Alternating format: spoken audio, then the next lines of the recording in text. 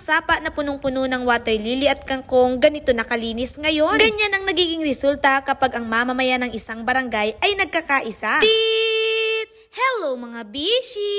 Dito nga sa aming barangay ay mayroong napakalaking sapa. Ang tawag nga namin dito ay sarada. Ito nga pala bumabagsak ang tubig na nagmumula sa niya papunta sa mga palayan. Mayroon nga ditong mga dumadayo para kumuha ng paros o kaya naman manlambat ng mga dalag at tilapia. Wala kasing may-ari nito kaya naman pwedeng-pwede ka ngang mamingwit dito. Dahil nga summer ngayon hindi ganun kataas ang tubig dito. Kaya naman sinamantala ito ng aming barangay para ito nga ay linisan. Dahil kung mapapansin nyo nga mga bishi, punong-puno nga ito ng water lily at yung kangkong. Panguna nga ng aming barangay captain, Honorable Donald Manuel at mga kasama niya sa konseho. Aming mga kabarangay nga ay kanilang ipinatawag para simulan na ang paglilinis nitong aming sarada. Ito nga ang tamang pagkakataon para linisin ito dahil hindi ganun kataas ang tubig ng sarada. Kahit nga tayo ay nasa panahon ng tag-init, hindi nga ito umiiga dahil nga mayroong tubig na nagbumula sa niya papunta dito. Nakakatuwa naman talaga dahil kahit mismong kapitan namin ay tumutulong sa pagtabas. Kahit konsehal nga ay lumulusong para putol-putulin itong water lily at kangkong. Sobrang kapal kasi niya mga bishi, kailangan muna siyang paghiwa-hiwalayin bago hilahin. Eto nga sina Kuya Aman at kanyang mga kasama. Nakalusong talaga sila sa tubig mga bishi, nakakatuwang tignan, diba? Sabi nga nila, kapag mayroong pagkakaisa, ito ay nagdudulot ng pag-unlad ng isang komunidad. Sa mamamagitan ng pagtutulungan at pagbibigay suporta sa bawat isa, mas madaling matutugunan ang pangangailangan at mabigyang solusyon ang mga suliranin ng komunidad. Ang pagkakaisa ay nagbibigay ng lakas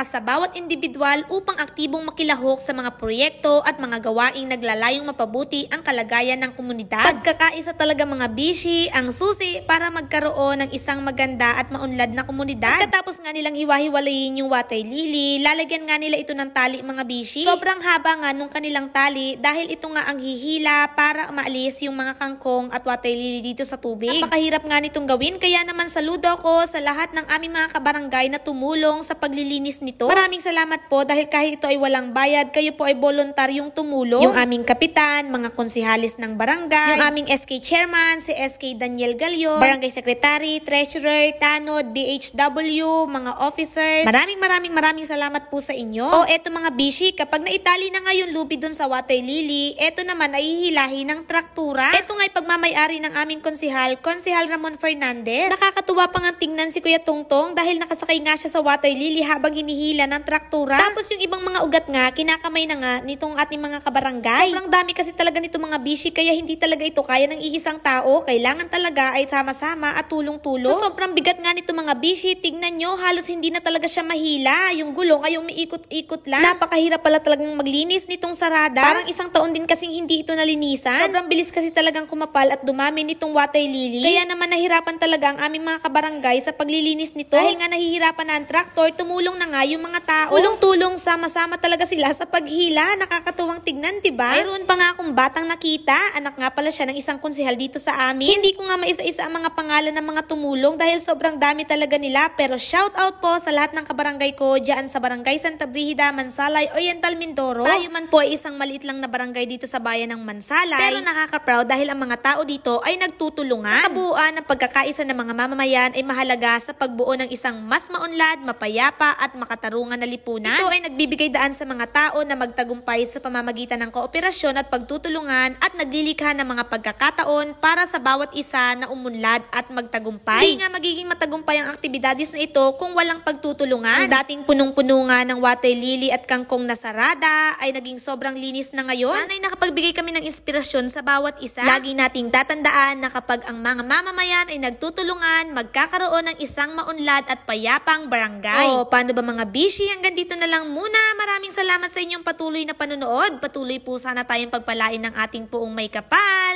Paalam!